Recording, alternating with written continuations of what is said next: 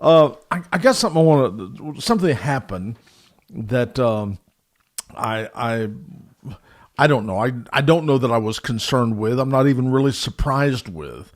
But I just want to tell you the story.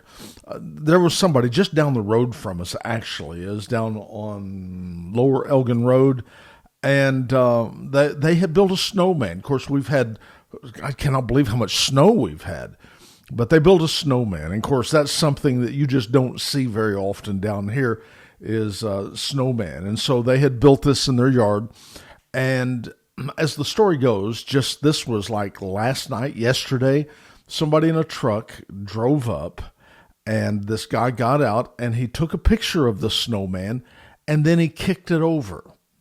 And then he got back in his truck, and he drove off. Now, the thing that puzzled me, I thought, why?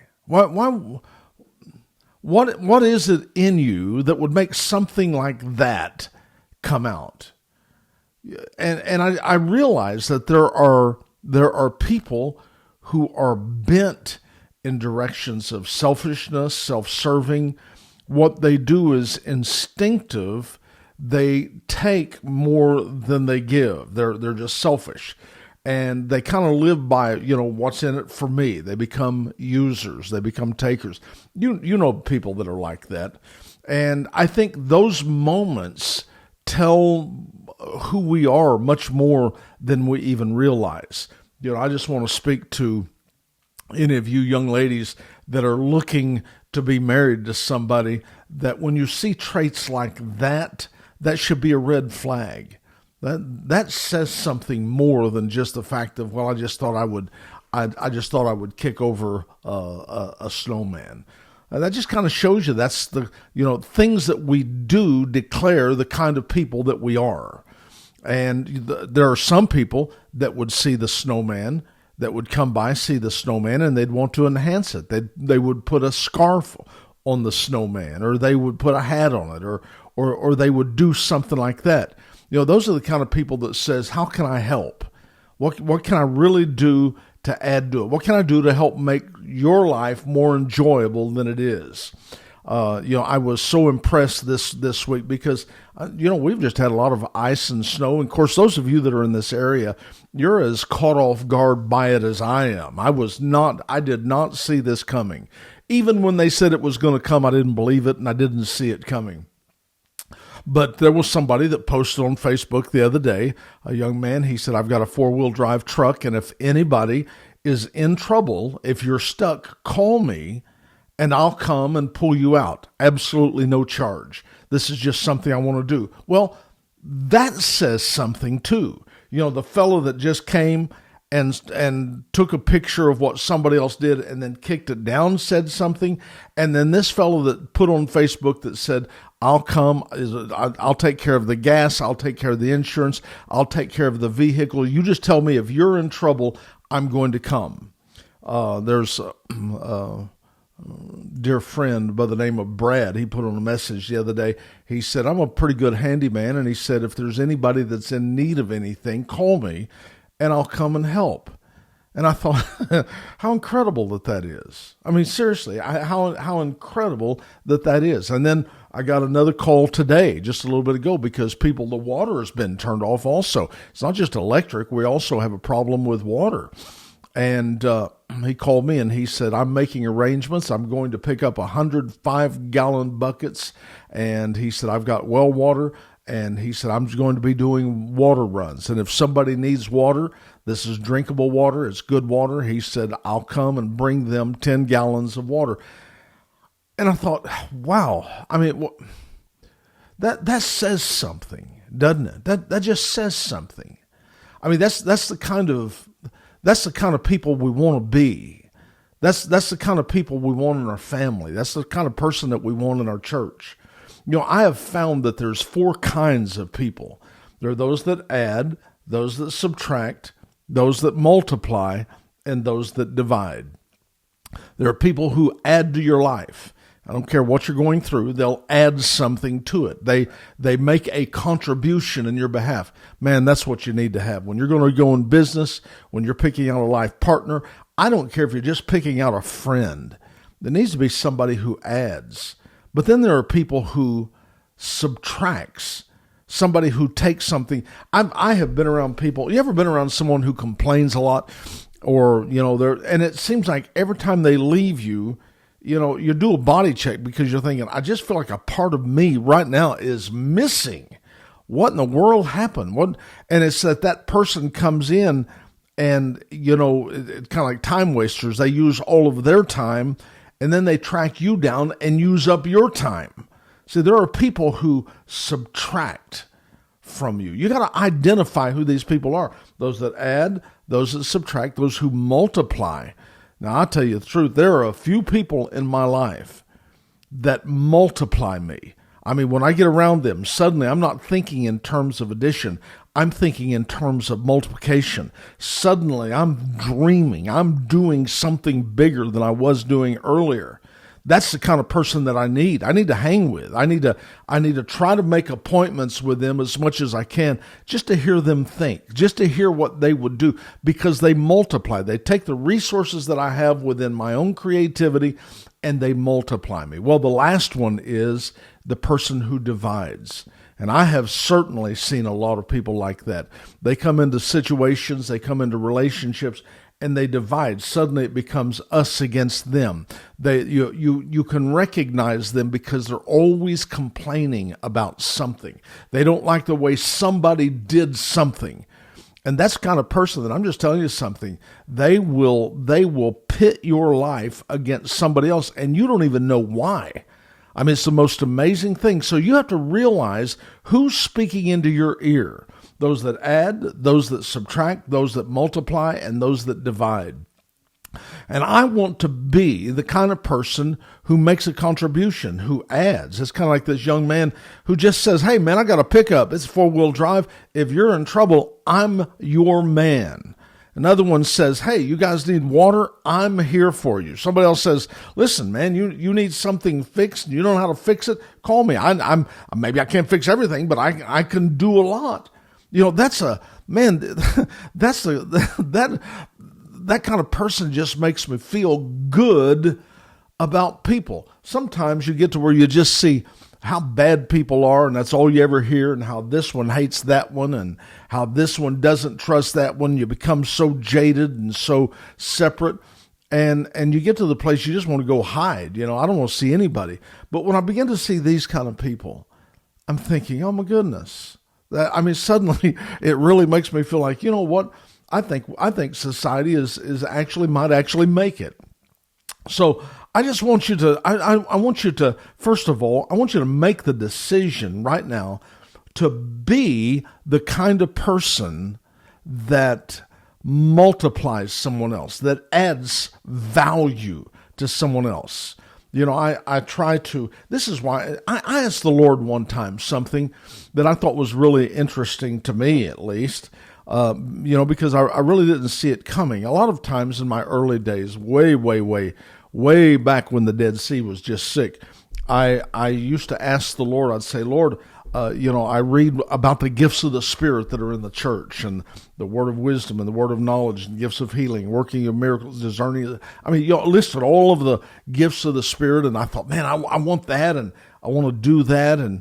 And back a few years ago, I began to see something that I'd never seen before. And I saw the value of encouraging people. To be someone who actually took someone that was depleted of courage and make a deposit in their life, to add courage to their life, to encourage them.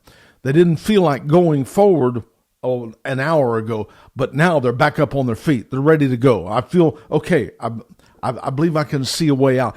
And I asked the Lord, I said, Lord, all of those other things, and this was my prayer, all of those other things, I think that's fine and that's well, that's good. But I'm asking that you would give me the grace and the anointing on my life to be an encourager, someone who strengthens people, someone who helps people.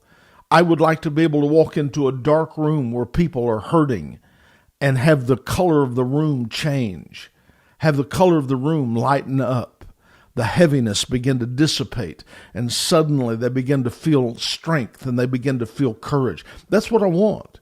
I want to be that kind of person who adds to your life. That's one reason why I come to you every day like this. I want to make a contribution into who you are. I want to be a treasure hunter, if you will. I want to look for treasure. I want to look for value in you. I want to try to help bring that to the forefront. And I just really believe that it's there, and I want to be that kind of person. I want to just encourage you also to be that kind of person. It takes a decision. It really does. You can't live for yourself. Sometimes it may cost you a little bit, but that's when you begin to find that scripture that says it's much more blessed to give than it is to receive. Well, how can you say something like that? Well, we're not used to that because most of the time we only look at seeing for ourselves. But until you carry somebody some water, until you fix somebody's plumbing, until you get your four-wheel drive and you go out there and you pull them out of a hole, until you see the helplessness that they feel suddenly dissipate right before your eyes, that's when you begin to say, wow, it's more blessed to give. I enjoyed that. I enjoyed being a giver. I enjoyed coming to that next level. I want to be that person that adds something. I don't ever want to believe, that guy that kicked down the snowman. I'm not sure how he was raised, but that's really a value statement.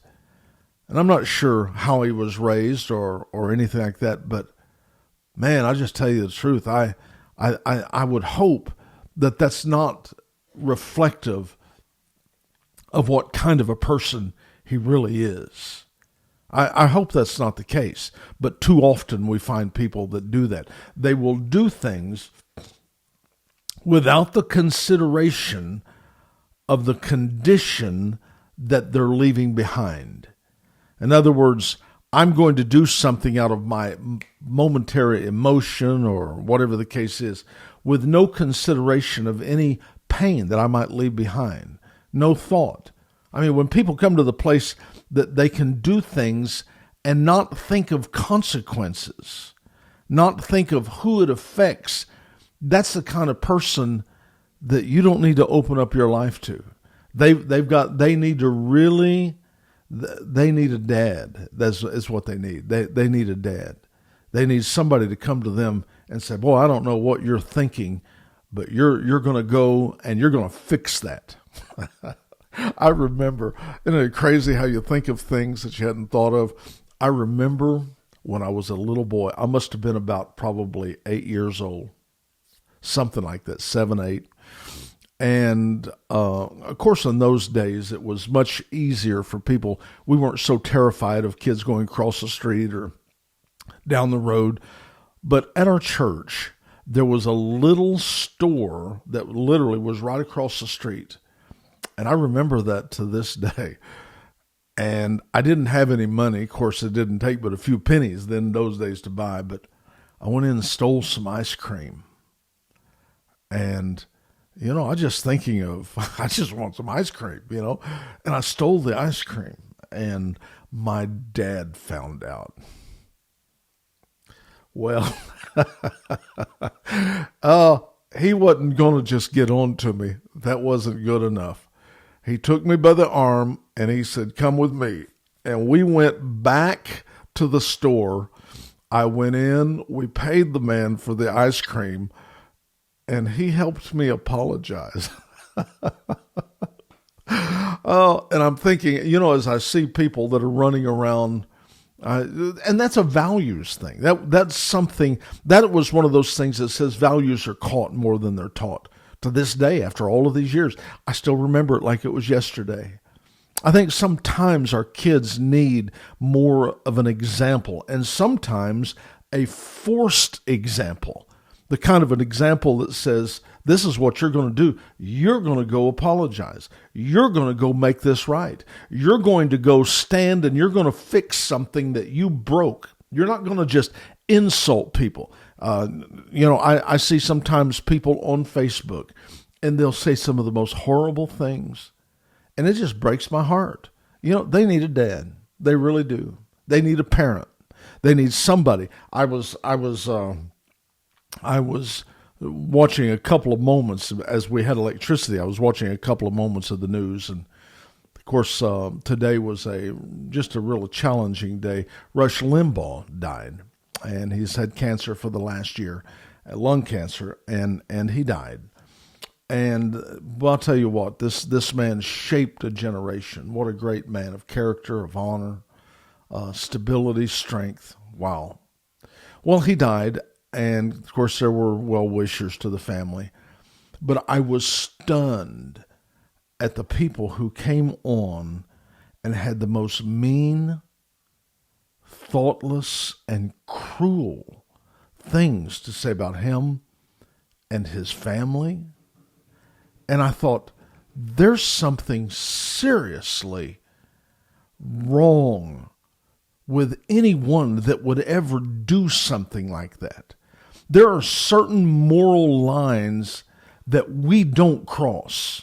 I don't care whether you agree with somebody or you don't. There are certain lines of respect that you don't cross. But of course, many of them, they've never had parents. Some of their parents were as bad as them. And that was just a value that they caught. And the unfortunate thing is they're going to pass that to the next generation to teach them how. But I want to just challenge you today to not be that kind of person. I want to challenge you today to be the kind of person who comes to a snowman, and instead of kicking it down, maybe you add a scarf. Maybe you add a hat. Maybe a carrot for the nose, something. You do something to enhance. When you come up and you receive the beauty of something, you learn to say, thank you. Thank you. I remember when I first moved here to Texas, it was 1993. I had lived here previously, but I came down here to South Texas in 93. And we were both stunned at how many times young men, when they addressed us, would say, yes, sir, yes, ma'am, yes, yeah. We had never been yes, sir, and yes, ma'am so much in all of our life, to the point that it was striking to us, because we'd never had that before. But see, the reason they said yes, ma'am, and yes, sir, because they had parents that taught them culturally, this is what you do. I hope we don't lose that. You know what I'm saying? I hope we don't lose that. I hope we don't become somebody who can just take from someone and go drive off as though it meant nothing, because it does. And I encourage you to be that kind of person, but I also encourage you to be that kind of parent. And you get your kids to pull some stunt like that, you need to jerk a knot in their tail, and you need to tell them, you ain't going to behave like that. You will not behave. That is not who we are. See, because you have to say that and it's not just a matter of trying to correct a single situation. You're laying the foundation for a generation that comes. That's how they're going to teach their children. And if you're going to be lax, they're going to be lax. If you draw the line, they'll draw the line. It's so important that you make the decision to do that. And so that's the kind of person that you are. You're someone, you don't have to be mean. Why would they do that? Like I said, I see people, they'll get on Facebook and they just say mean things. And I'm thinking, are you really that kind of a person? Are you really? I mean, I pray that when the time comes that my life is over, that people won't look back and say, I remember how he trashed me. I remember how he hurt me. I remember how he condemned me. I remember how he complained about me. I pray that my life will be one that makes a contribution in someone's life. I want to be someone that adds something. I want to be someone who multiplies something. I don't want to be someone who subtracts or divides. And you have to make that decision what you're going to be. So what is it? Are you going to be someone who adds? Are you going to be someone that subtracts? Are you going to be someone who multiplies? Or are you going to be someone who divides? The choice is yours. And I'm just telling you something. If you will make the decision to carry a little bit of class in your relationship with people, people may not understand, but they will honor you. They will. They will. They'll talk about you later. And later they'll say, I want to be like that. So the choice is yours today. The choice is yours. You got a snowman you're going to go visit. What are you going to do with that snowman? It tells what kind of a person that you are. And I really believe the very best in you. I really do. Let me just tell you this. You're a good person. You're good. You are. You know what's good and you know what's right. You do. I just ask you to act on those instincts and do something good for somebody today. Call them up. Matter of fact, right now, especially those of you that may be in areas that are in troubles, kind of like we are at this particular point. We don't have electricity, except that I literally have pigeonholed this little moment out because I know that in just about 10 minutes, the electricity is going to go off. And so I wanted to come to you during this time. We don't have electricity. We don't have water. So we've had people that have said, one guy, he was there, our AC guy, and I just checking on people myself. And he told me, he said, I have an extra generator if you need me. He said, you just let me know and I'll be there. And I thought, what a kind thing to say. And then I had someone else say, do you need water? We had someone today bring us 5 gallons of drinking water. I thought, isn't that incredible? Isn't that a wonderful? I mean, you almost feel like you're in Mayberry when you when you got all of these wonderful people who just love one another and just care for one another. Well, that's what you are, and I just encourage you today, protect that. Make the decision to protect it. Call someone. What can I do to help? You can't do everything. You can't, you can't have a Messiah complex. You can't save the world, but you can do something. You can help. You can encourage. You can help make a call. You might be able to take somebody some food, some water. You can do something, and I encourage you to do that. All right. I love you guys. Thank you for spending just a couple of moments with me. It makes my heart smile, and that is the truth. It really does. I appreciate. I try to say this as often as I can, but I truly mean this. Thank you for being my friend. That's something that in life there are certain things we value, and the things that I have come to value most are the relationships, my friendships, the people that I love. I mean that. Thank you.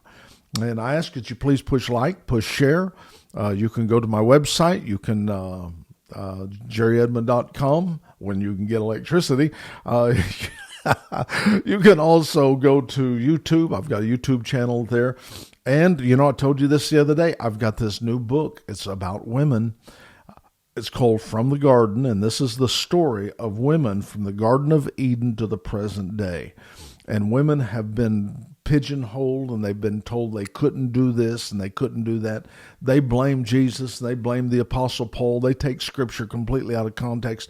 I promise you, this will be one of the most liberating books you've ever read in your life on women. I promise it will be. This is something that I know will bless you. You can go to Amazon.com, pull up Dr. Jerry Edmon, and it'll pull up the list of the books that I've done. But this one's called From the Garden, and I know you're going to love it. Well, I love you guys, and thank you for spending a few moments with me. I'm going to be back tomorrow, and it may be a little off schedule like this one is, but that's all right. We'll get through it. But I love you guys, and I look forward to seeing you later. God bless you. Bye-bye.